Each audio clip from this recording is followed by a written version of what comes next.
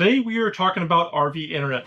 Whether you're full-time, you're part-time, you work while you're traveling, you want to monitor your pets, or you have security cameras, or you just want to Netflix and chill. You need internet, and basically you have two choices. I know you're thinking you have three choices, but really you only have two. And I think we have a solution for that. So stick around, check it out.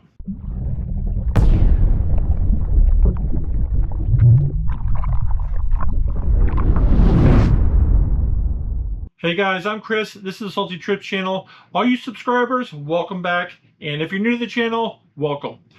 Today we're going to be talking about RV internet. I see over and over again in all the social media forums, like the number one question people ask over and over and over again is, what's the cheapest internet for a full-time RV? What's the most reliable internet for RVing? I'm going to connect this device or that device and I need internet in my RV. What should I get? Well, like I said, you basically have two choices. There's satellite internet and cellular internet. And I know you guys are thinking, there's a third option.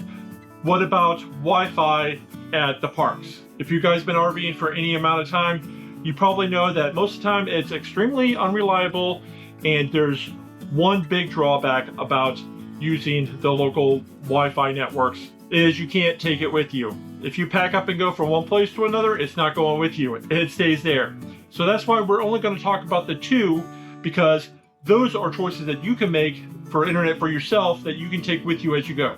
So like I'm saying, you got two choices, satellite or cellular. And here's the thing, we'll talk about satellite in just a little bit, but the one big drawback about cellular is weak signal or no signal.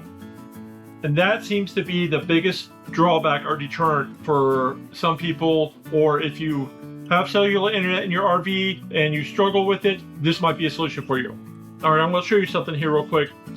But before I do, this is kind of funny because this company reached out to me asking me to do a review for their product. But the funny thing is, they were already on my radar long before they emailed me. I've been thinking about picking one of these up for quite some time because we have the T-Mobile 5G internet to network all our devices and get communication. Some places it's been blazing speeds, and other places I've been having to pick that thing up and move it in different places in the RV just to get enough to stream TV. Some of these places I've been trying to upload videos for you guys.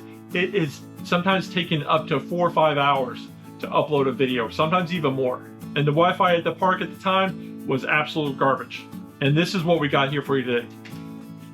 I've been thinking about getting a cellular booster for quite some time. Well, I need it because I'm making videos for you guys, so uploading is important.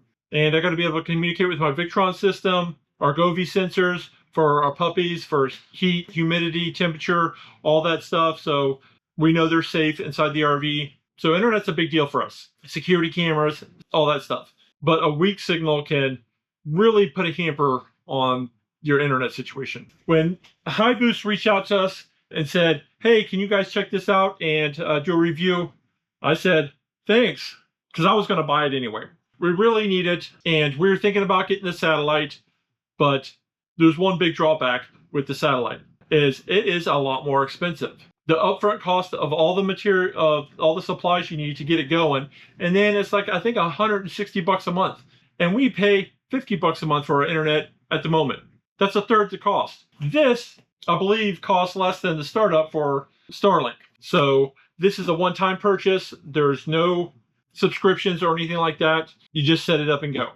But I want to make sure it works and it's worth the money and worth putting holes in our RV before I make any recommendations or start drilling holes in my RV. So we're going to set this up and do some test runs. I want to save you the trouble of doing a long unboxing and showing you every little piece and part in here. It comes with an outside antenna, it comes with an inside antenna, it comes with this booster that boosts the signal inside, and it comes with a power supply to plug it in. So you got to run it from the outside to the inside, hook it to the booster, power it up, and that's it. It comes with a couple of extra different mounting solutions, and we'll show you what they are when we go to mount them. So let's get down to the nitty-gritty and test this thing out. Here we have these two antenna pieces. That's just going to shove through there, and that just screws on. And then we're going to stick another one on here, this is what we're going to do. This is going on the outside. Here's our back kitchen window. We are going to open this up. I got the screen cracked. Shove some cable out here, about as much as I think I'll need. Leave the rest for the inside. And they give you a bunch of cable so it can go a good distance. This is our pole for our wash and wax system for the RV. And what I'm going to do is just tape this thing to this. This is going to be our temporary mounting solution. Very temporary, just for this test. Take our antenna and connect our wires. Going to extend this. For testing purposes, we've got it above the RV. Of course, the higher the better for that thing, but when I go to mount it, it's probably not going to be much higher than that. It has a swivel that mounts up and down. I'm not going up in there to put it up down. When I put it up, it's going to be permanent, and that's where it's going to be. So that height is going to have to do. All right, rascals, come on. Get back inside. Come on, monkeys. All right, so this is what we got going on. We have the outside antenna run inside, and we have the booster plugged in over there. And I just run the cable around this way, because this is probably where we're going to wind up putting the indoor antenna right here in front of the TV. And here's the thing is, you're supposed to keep those antennas as far vertically and horizontally as away from each other as can. If you mount it, you know, like we have it, we're going to mount it up here in the back.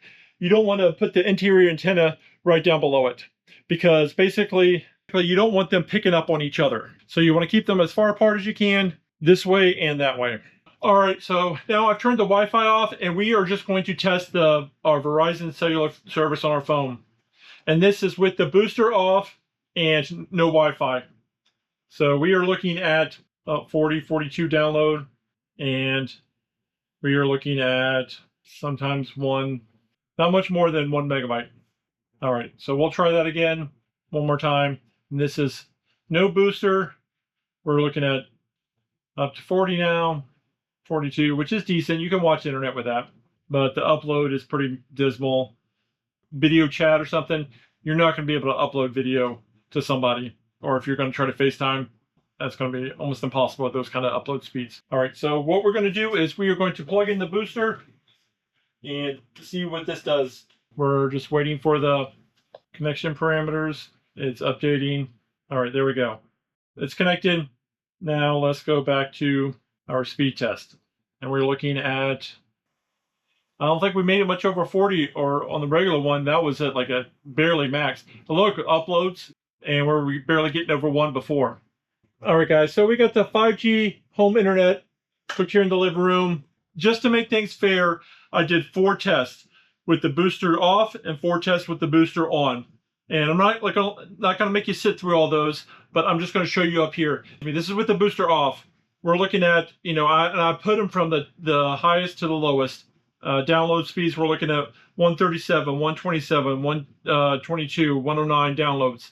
And uploads were 2.9, 1.5, 1.2, 3.4. So that was with no boost. And with the boost, I'm going to put it up here. We're looking at 199 download, 181, 164, and 159. That was for the download speeds with the boost. And uploads was 3.9, 3.3, 3.5, 2.8. It was pretty consistent there. So I'll put both up here so that you can check them both out side by side. And it is a significant difference. You know, only one time without the boost did we ever get above 3 megabits a second. And that was 3.4. But with the boost, all of them are above, except for one is above 3 megabytes a second. It's almost double most of them as far as the upload speeds, but we're looking at 60 to 70 megabits per second download faster with the boost. I think that's a significant difference enough to actually install this thing. It is right at the hottest part of the day, so we are going to continue this film a little bit earlier in the morning. I'm going to install it, and it's going to be really interesting how we install it. That's the most important part. Nobody ever shows how they install it. They usually wind up installing it and then show you, oh, look, here it is over here. We're going to show you where we're going to put the wires, and I think it's going to come out really nice. All right, guys, this next morning, it's go time to get the roof stuff done. This is everything we're going to need for the roof. I took one of the extensions off, and the only thing we're going to have to do is this piece is just basically going to allow you to anchor the antenna to the base, and that just screws on. And then this goes on next. When this is on top of the RV, it will, then this goes on next. See, it'll bend instead of break, hopefully. And then we got our cable, and then this is the pass through the roof. And it came with some butyl tape, basically, is what this is. And I've already cut it to the shape of this one, and cut one for the shape of that one to put it on the roof. And then we'll just need some screws, some zip ties, should be good to go. All right, first thing I did was I pre-drilled some holes in here so that these screws will fit in here. And these are the ones that we're using. These are the same ones we've been using to mount all our solar stuff. And then now I'm just going to take the butyl tape and stick it onto there. And when we get up there, I'll pull that off. All right, here we go. Man, that almost just holds it in place.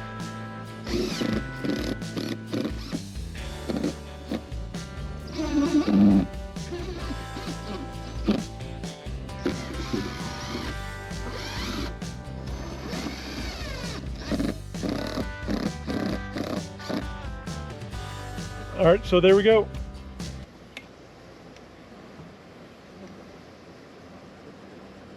All right, now to connect the wire.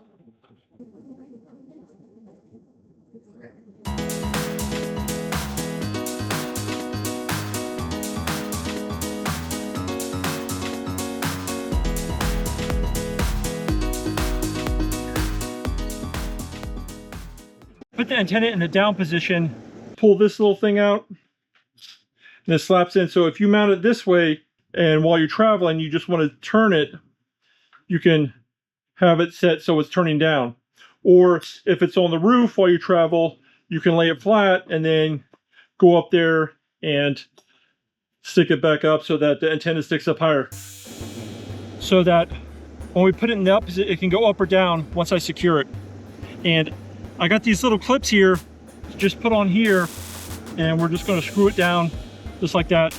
I got this little piece of butyl tape that we are going to use to drill through.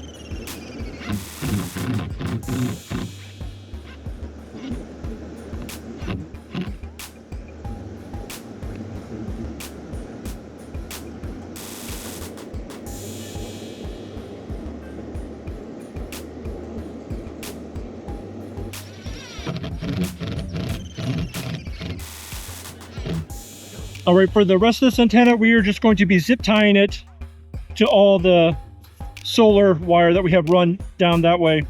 Should be pretty easy. And then we're just gonna do that all the way down there to the where we're going in. All right, now I'm gonna have this butyl tape off, take this pass through.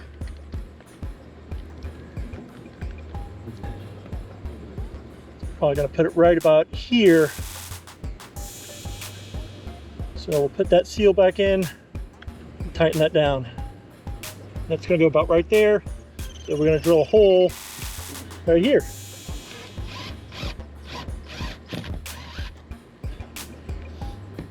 I didn't randomly just pick that spot. When we go back inside, I'll show you exactly why and where I put it. We'll shove that in here.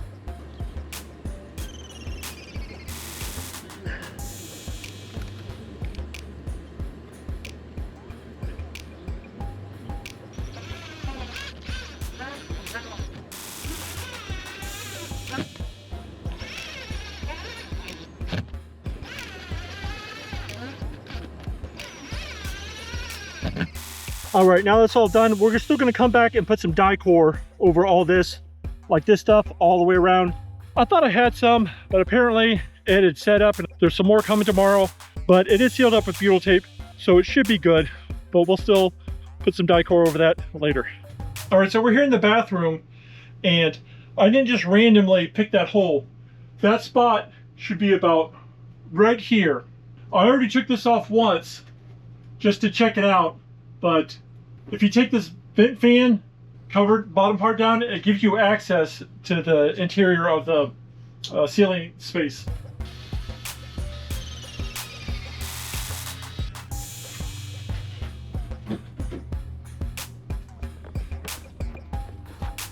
And see, here's where our penetration through the roof came through, just like I said. And if you look up in here, there is a hole that goes right down here, and that one goes straight down this way on that wall and comes right down here, and hopefully it'll reach to right behind the TV here and come out. We can make it come out this hole.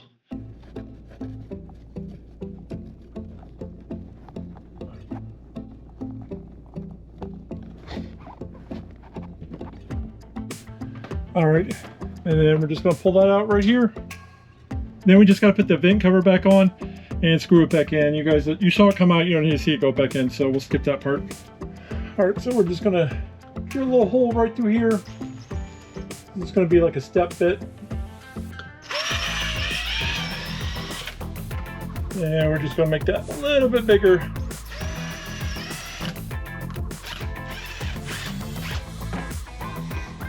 Then we're gonna feed that right through here. And put that back in place.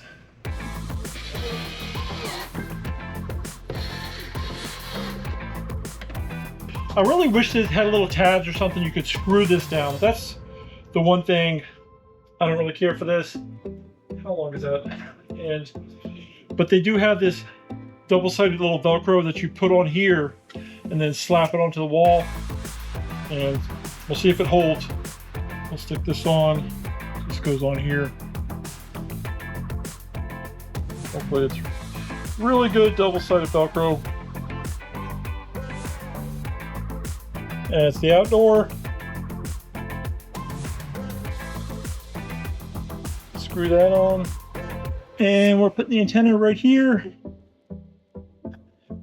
And I already ran the wires for the speaker over here up through there, so I already have a hole ready to go.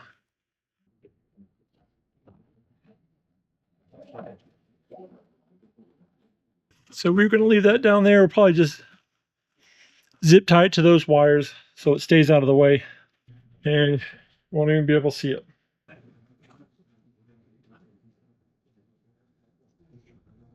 Power up. Take the stickies off. Slap that sucker right about here. Sweet.